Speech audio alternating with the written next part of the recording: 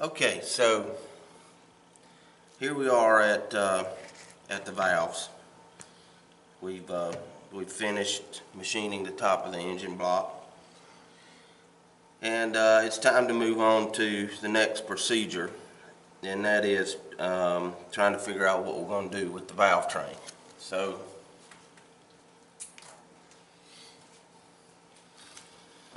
there's a couple of issues going on here that you kind of need to be aware of, how I made this decision and why I made the decision I made. So here are the valves, the original valves that came out of the engine.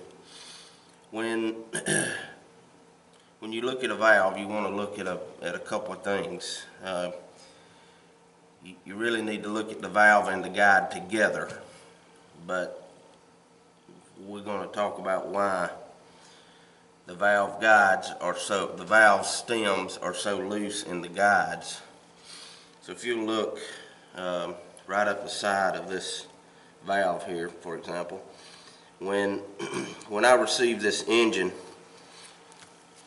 the number 2 and number 3 cylinder was full of water. So I know that the engine had been contaminated, and moisture and all this other stuff of just sitting in the barn with lack of use. You can look up the side and see all of the rust pitting that is up the side of the valve stem. Now, when the guide rusts, it causes the stem to rust, and rust is actually a byproduct of the material. So the rust has pulled material away from the stem, and I've measured these out, and some of them are 3/1000ths out of tolerance.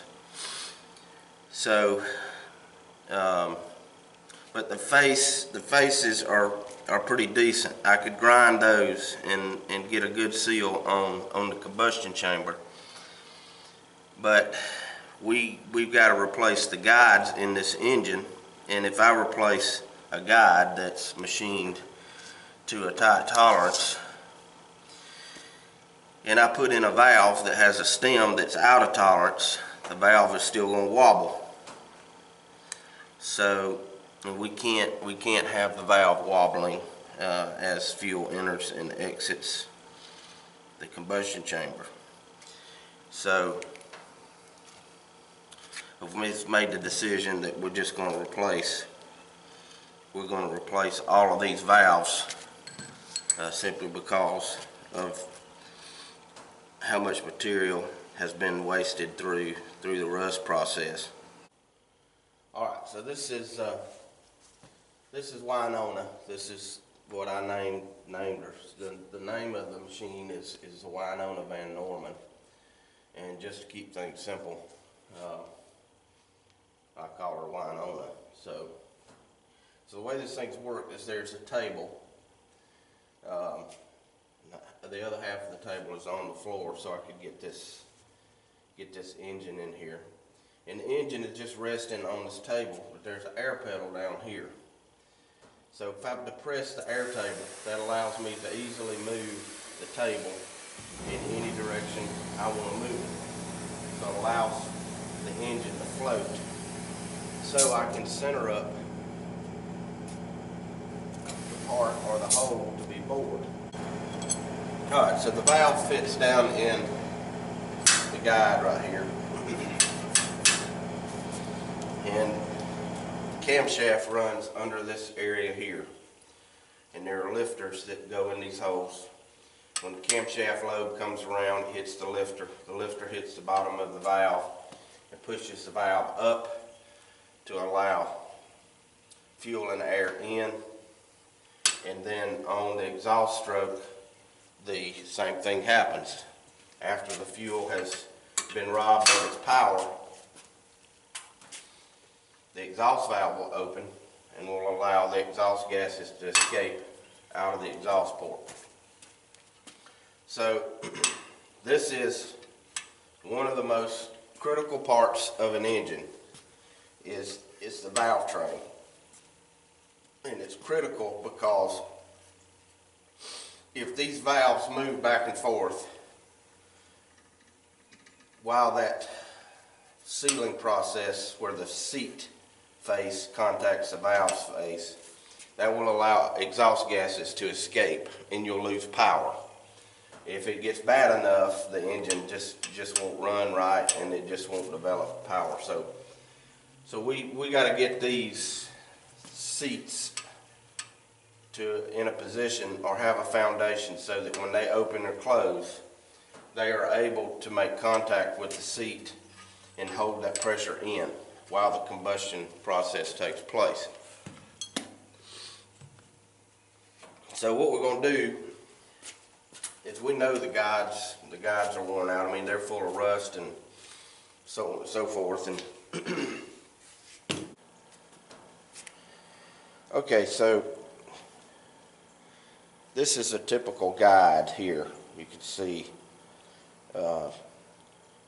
kind of how it works and how thick it is. Now,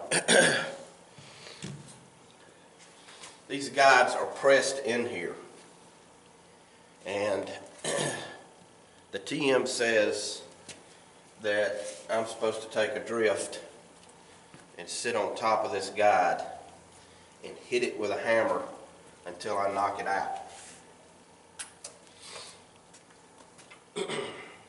So the only issue I have with that is that these things are 3 inches long, so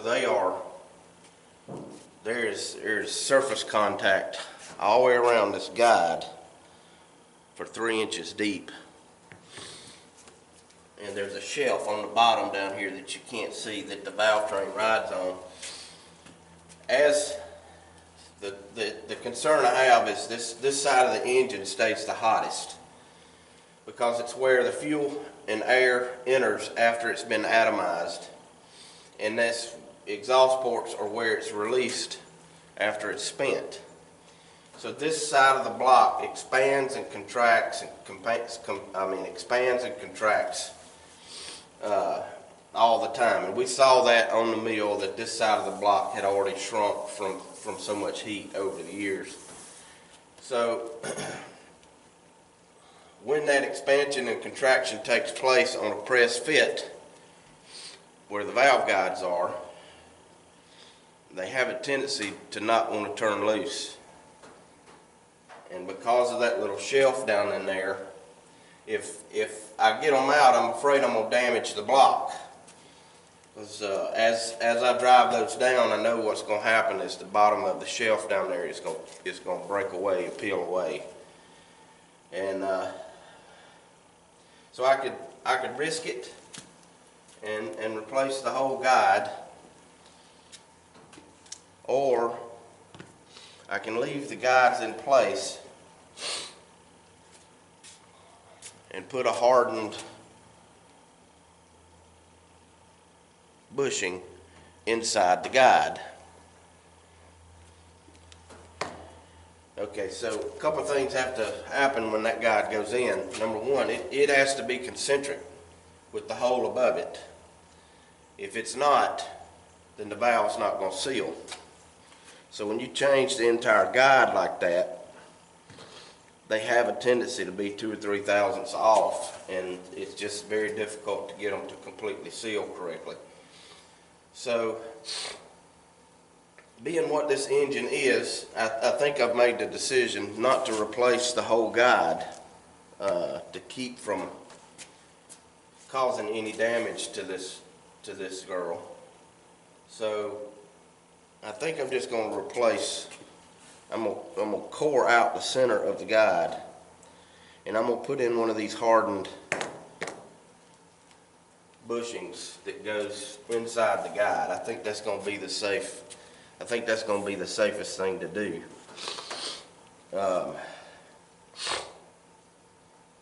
And I can maintain a certain level of accuracy. Here's the way this works. So I've got to be able to center this valve guide directly under this spindle, so I can send a core drill in there to core out that hole. So the way I'm going to do that is I'm going to insert a pilot, and I'm going to float my table so it can move around. I'm going to drop my spindle over the pilot like so, and then I'm going to close the chuck around it. And that forces the engine, or this valve here, to be directly under the spindle. I'll release the table and open the chuck, and now I have access to a centered bore. Alright, so next I'm going to take a pilot drill, and it's actually a two-step cutter. The first step goes inside the guide about 1 inch, and that keeps everything centered as the bottom of the cutter begins to remove material out of the guide.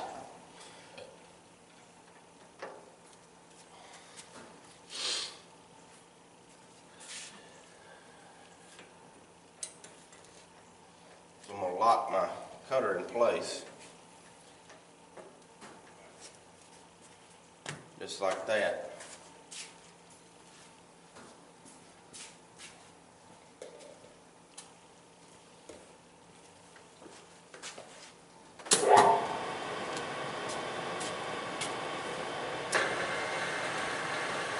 So I'm going to put plenty of oil on the cutter, nice and slow. I'm going to put my cutter down into the hole, and I'm going to start my cut. I'm just going to let it take its time. These core drills are about 200 bucks a piece, and I don't want to damage my core. So we're just going to move right on through, and this will be kind of slow, so just bear with me.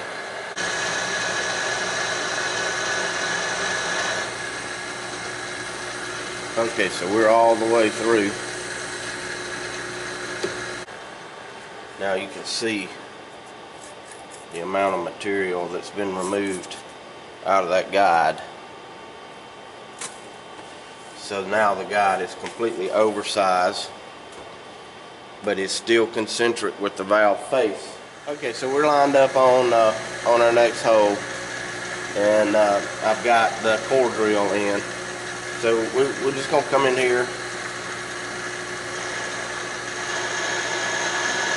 Okay, so my core drill is through.